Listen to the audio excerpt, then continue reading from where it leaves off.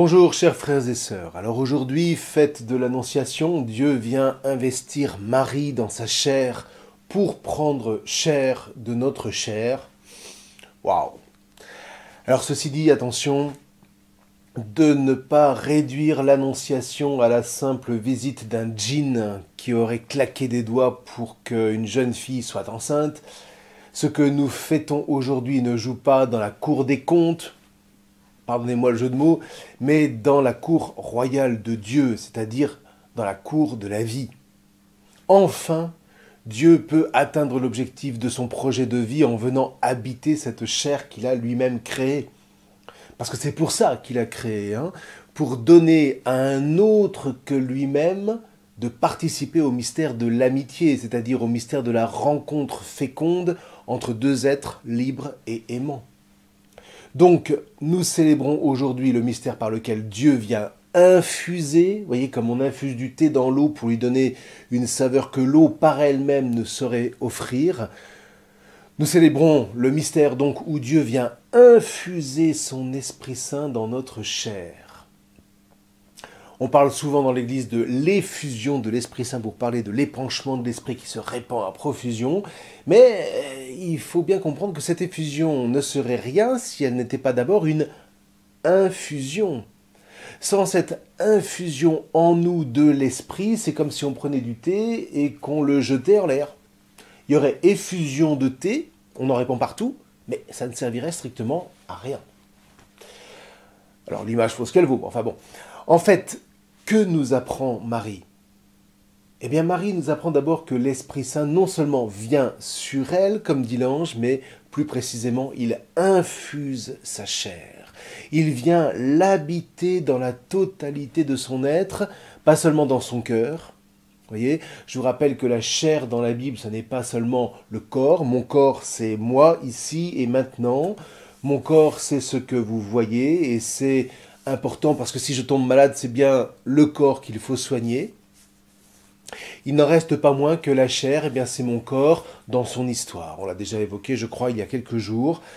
Ma chair, c'est mon corps marqué par ma mémoire. Et qui fait que ce corps serait différent si mon histoire, depuis ma naissance, avait été différente. Donc vous voyez, l'Esprit Saint infuse la chair de Marie, c'est-à-dire d'une part qu'il consacre cette chair, puisque être sanctifié, être saint, c'est être consacré, c'est la même chose.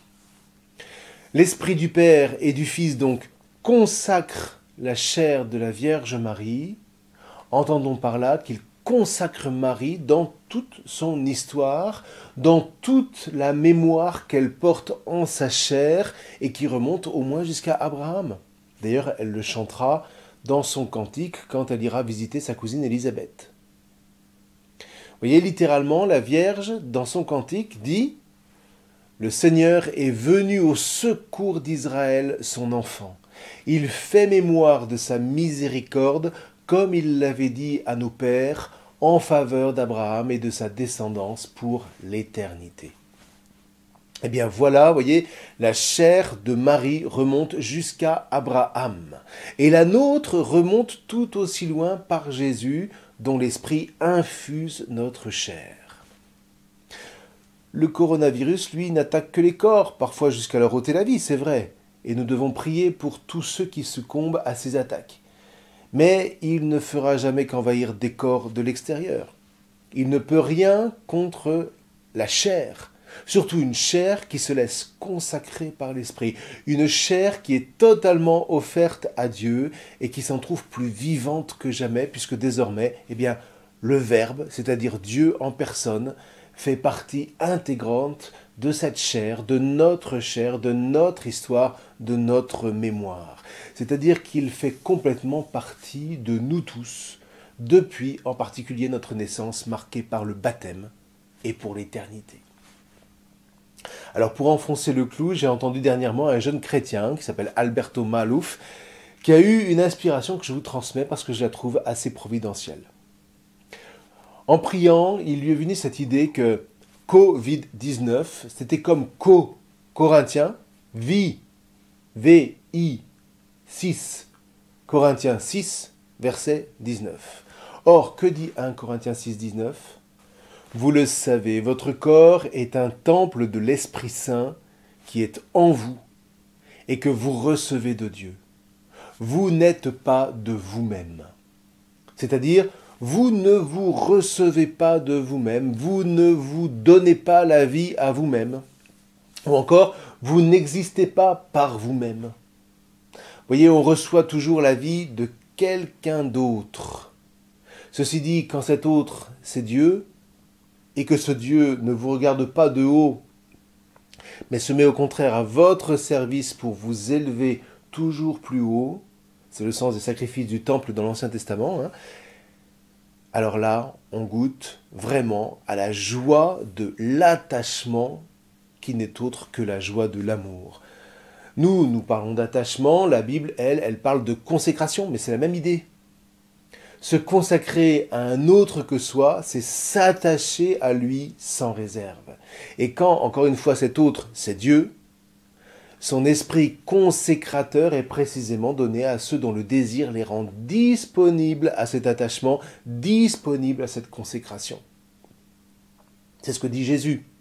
Si donc vous, qui pouvez être mauvais, savez donner de bonnes choses à vos enfants, combien plus le Père du ciel donnera-t-il l'Esprit Saint à ceux qui le lui demandent ? Voyez, Marie, en tant que digne fille d'Israël, avait un désir sans fond de l'Esprit Saint.